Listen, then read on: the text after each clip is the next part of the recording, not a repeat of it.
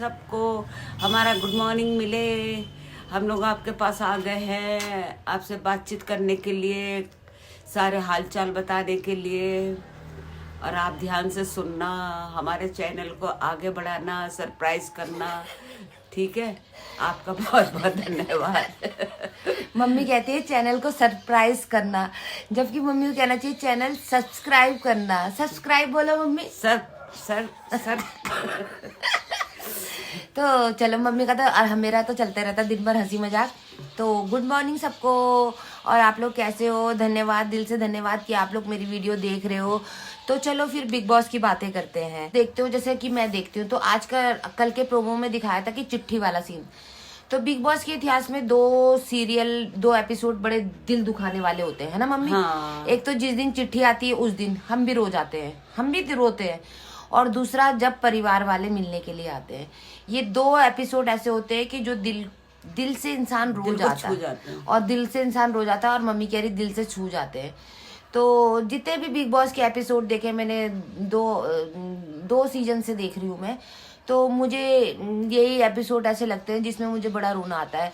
बाकी एपिसोड देख के मुझे जो मेरे फेवरेट खिलाड़ी होते हैं उनके संग कोई जाती होती है तो मुझे गुस्सा भी आता है, और एक गुस्सा एक अलग बात है। पर ये एपिसोड ऐसा है कि इसमें मैं सबको देखती हूँ, और सबका देख के ना मुझे रोना आ जाता है। तो जब मैंने प्रोमो देखा आज का जो आज बिग बॉस आने वाला, मम्मी मृदुल की चिट्ठी आई, वो कैसे बच्चों की तरह बहुत रो रहा था। बहुत दुख हुआ मुझे मृदुल मेरे भाई को देख के, कि वो चिट्ठी देख के कितनी बुरी तरह से रोया। और परनीत को देखा मैंने, जब परनीत चिट्ठी पढ़ रहा था तो कैसे फूट फूट के रो रहा था। मुझे इन दोनों को देख के बहुत रोना आया, और साथ के साथ गौरव, कोनिका, फरहाना, अशनूर सब रो रहे थे वो चिट्ठियों के चक्कर में। तो ये ऐसा भावुक समय होता है जब इंसान बहुत दिन अपने परिवार से दूर रहता है, ना फोन की व्यवस्था, ना मेल कर सकता है, ना चैट कर सकता है, कुछ नहीं कर सकता। और जब वो चिट्ठी आई तो तुम लोग खुद ही सोचो, अगर तुम लोग इतने दिन अपने परिवार से दूर रहोगे और फिर क्या कहते बहुत टाइम बाद एक चिट्ठी आएगी, और चिट्ठी आएगी तो कितना बुरा लगेगा। आप क्या कहते हैं? चिट्ठी भी आए और कोई आए मिलने जुलने तब भी रोना आता है। हाँ, है ना, सबसे मिलकर। मम्मी तुम मृदुल मेरे भाई के बारे में कुछ बोलना चाहोगी? वो भी बेचारा बहुत रो रहा था, वो छोटा सा बच्चा सा तो लगता है मेरे को, ज्यादा उम्र दराज लड़का भी नहीं है। ठीक है, वो बेचारा वो चिट्ठी पढ़ रहा था, अपने घर वालों के बारे में सुन रहा था, समझ रहा था। अच्छा लगा, मतलब अच्छा भी लगा, दिल भी दुखी हुआ कि सब बच्चों की चिट्ठी आई है, सब रो रहे हैं, सब अपने त्योहार को मिस कर रहे हैं, अपने घर वालों को मिस कर रहे हैं, सब याद कर रहे हैं। मतलब दिल दुखी सा हुआ कल का वो देख के ना। हाँ। मैं एक बात और बोलना चाहती हूँ मम्मी, आप मेरी बात पे अगर एग्री होंगे तो बोलना।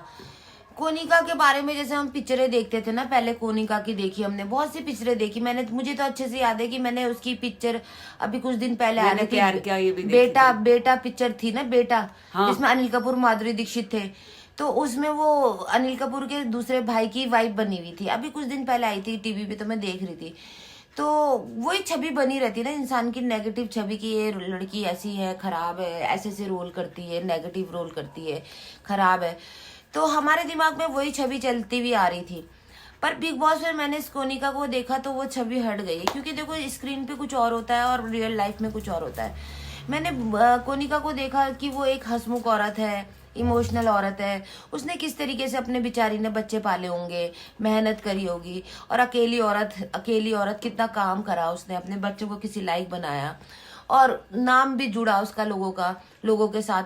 तो वो तो होता ही है, कोई अकेली औरत अपने बच्चे पाल रही है अकेले दम पे, तो लोगों के संग नाम जुड़ जाता है। तो हम लोग पहले कैसे जज करते थे और अब रियलिटी में जज करते हैं, तभी बिग बॉस देखने में मजा आता है। ये रियलिटी शो है, हमें रियल लाइफ दिखती है लोगों के बारे में कि कौन कैसा है कैसा नहीं है।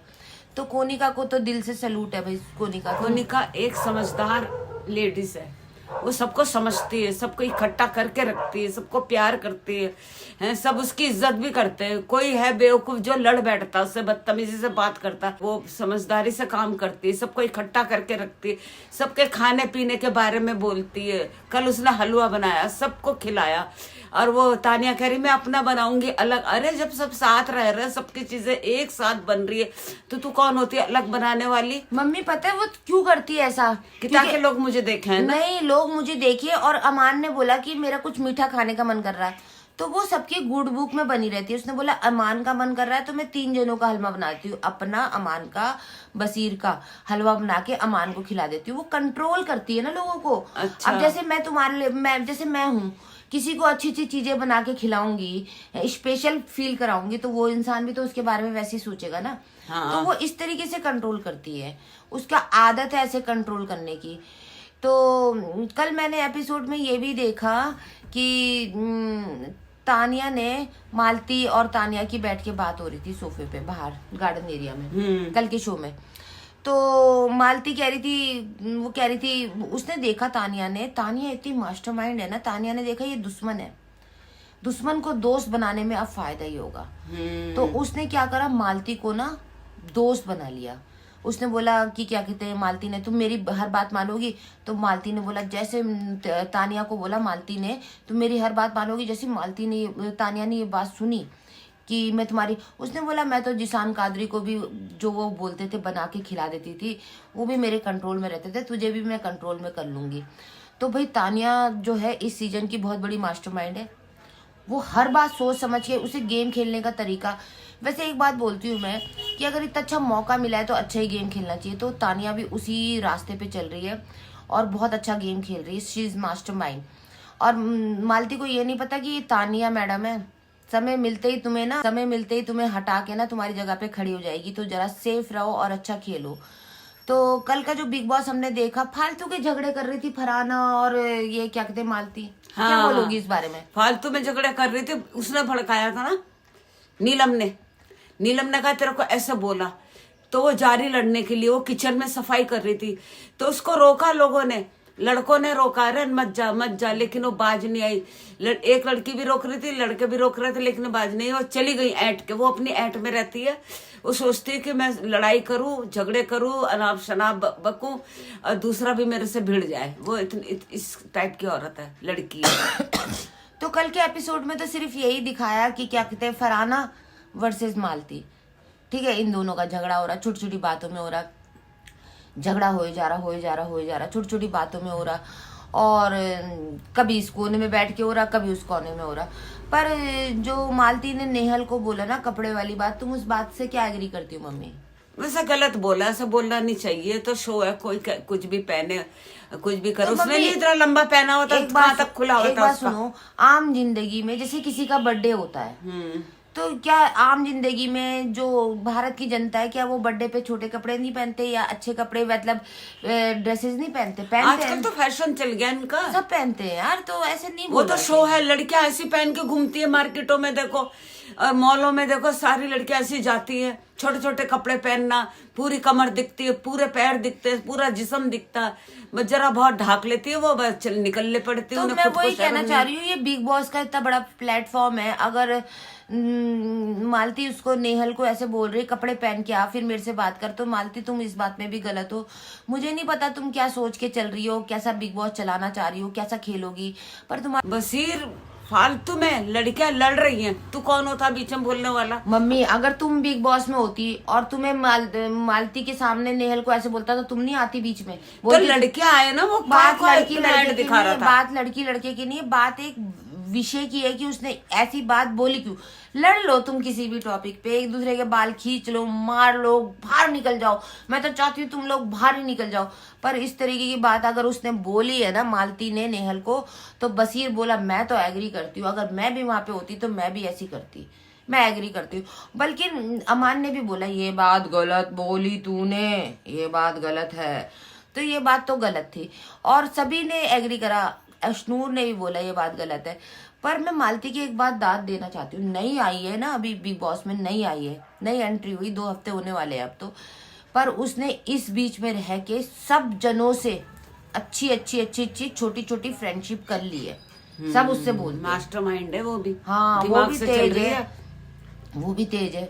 बेचारी फरहाना फालतू के झगड़े कर रही, रो रही। कल मुझे तो फरहाना के ऊपर भी हैरानी, पर फरहाना यार मैरून कलर में की ड्रेस में बहुत सुंदर लग रही थी कल, बहुत अच्छी ड्रेस लग रही थी फरहाना की ना मम्मी। रेड कपड़े तो अच्छे पहनती है लड़कियां, हाँ, बिल्कुल थोड़ी ना अच्छी लग रही थी। पर उस लड़की की आदत हो, पहनती है ऐसे, उस पर अच्छे लगते हैं, बहुत प्यारी लगती है वो लड़की। हाँ, और दूसरी बात, एक बात और बोलनी है कि मृदुल मेरा भाई जो भी है, जैसा भी खेल रहा है, मृदुल भाई दिल से चुम्मेश्वरी, तुम्हें बहुत अच्छा खेलते हो तुम।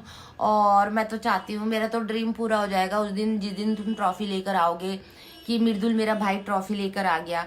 और मुझे बहुत खुशी भी होगी इस बात के लिए कि मृदुल अगर ट्रॉफी लेके आया, एक लड़का जो सीधा साधा है, जो ब्लॉगर है, ब्लॉग बनाता है, अपने दुनिया में रहता है, दुनिया से बाहर आया और यहाँ तक पहुंचा, तो मुझे तो बहुत खुशी है। जो भी ब्लॉगर आता है, जो नया चेहरा आता है बिग बॉस में, जो टीवी की दुनिया से अलग होता है, वो कोशिश करते तो मुझे बहुत खुशी होती है। जैसे MC स्टैन को देखा मैंने, मुझे बहुत खुशी हुई थी कि चलो एक नया चेहरा आया।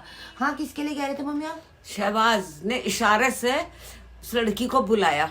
हाँ। क्या नाम है उसका? मिताली, ना, मालती, नहीं, एक और जो पतली सी है, नेहल, जिसको कपड़ों के लिए नेहल के लिए बोला था, उसको इशारे से बुलाया और बोला कि वो हलवा बनाने को कह रही है, ऐसी कुछ बोला था। मतलब आग लगा रहा था झगड़े कराने में।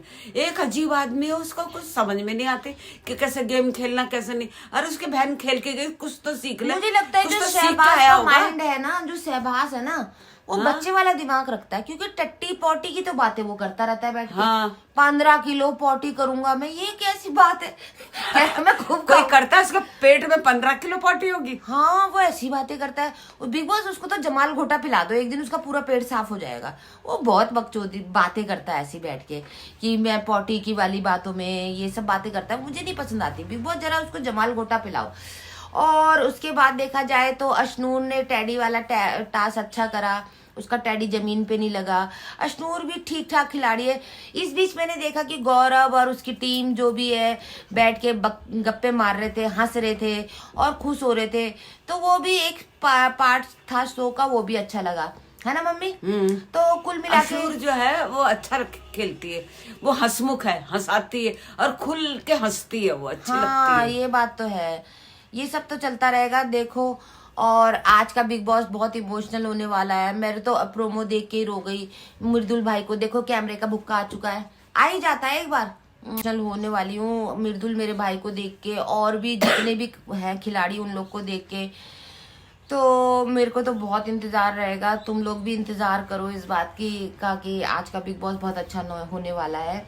और कल का शो भी ठीक ठाक गया, खींचा है कल का शो, पर तानिया मैडम बहुत ज्यादा तेज बातें करती है। उन्होंने मालती को भी पटा लिया, और देख लेना तानिया ही उस पर वार करेगी आखिरी बार, और मालती चारों खाने चित होके गिरेगी।